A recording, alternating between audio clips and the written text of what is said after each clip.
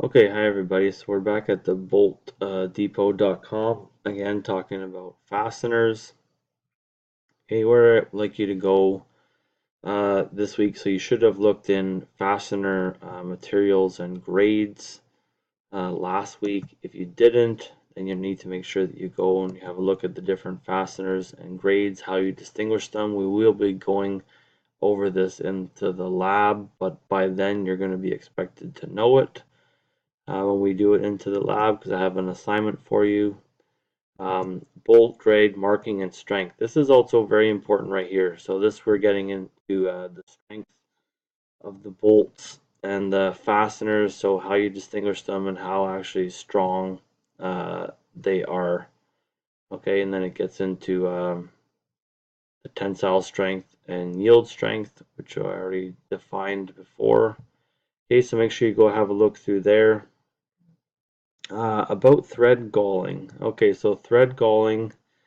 So this is where you have like a seized nut that's on there, or where the bolt is kind of stuck into there, and it actually distorts the threads on the actual fastener. This is something that very commonly happens.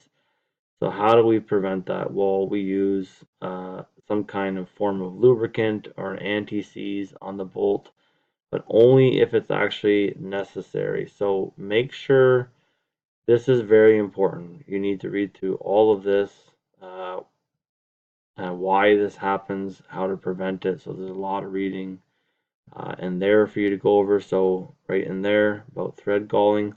The other thing I want you to go and look through is blind rivets. Okay, rivets are something else you're going to need to be able to use. Okay, so this is a rivet. This right here, this gray part, this is for a rivet installer.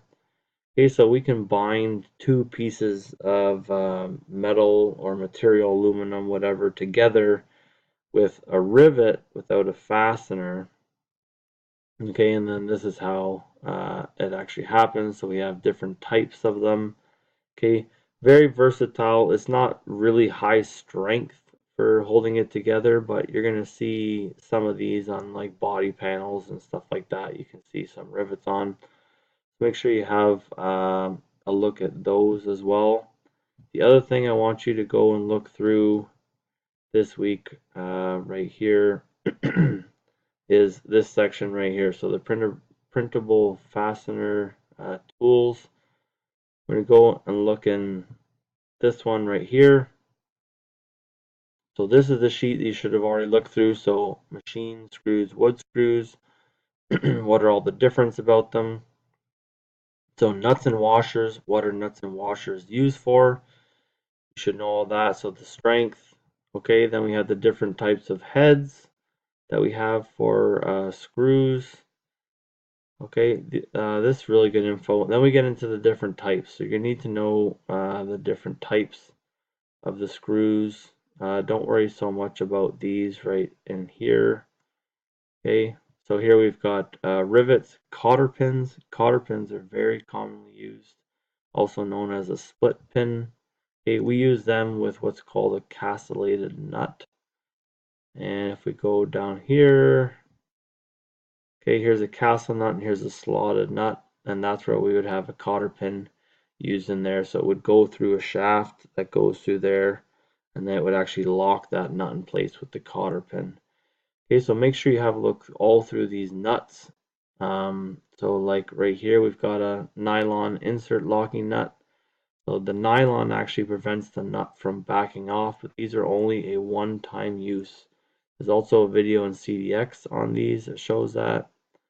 Different types of washers, so split locking washer, external tooth type lock washer.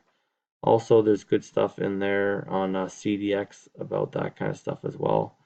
All this stuff right in here, you don't need to really worry about at the end. This is only for printing off to help you out, but all these right here, you don't need to worry about them, any of the anchoring products.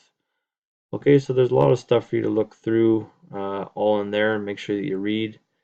Make sure you do know all the material. This is also going to be on the test and going to evaluate you in the lab. If you really don't know what you're doing in the lab, it's going to be a problem for you.